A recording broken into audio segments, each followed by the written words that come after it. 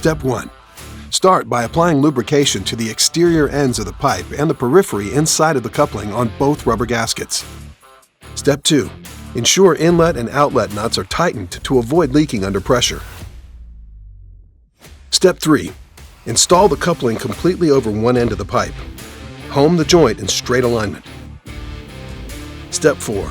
Position the coupling housing evenly between the marks made during preparation, ensuring that the outlet valve is at the top of the joint and the inlet valve is at the center line. Step 5. Securely restrain the sections to prevent separation during pressurization.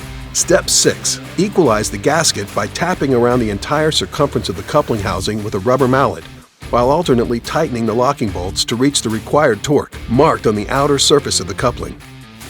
Step 7. Install the inlet shutoff valve and the outlet shutoff valve with gauge.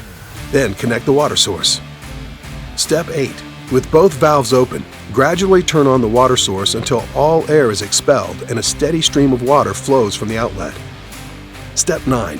Close off the outlet valve and then slowly pressurize the joint to the required pressure. Step 10. Check the inside of the pipe for leakage. According to the ASTM C443 specifications, the fully homed test should be conducted at 13 psi for 10 minutes, while each deflection test should be at 10 psi for the same duration.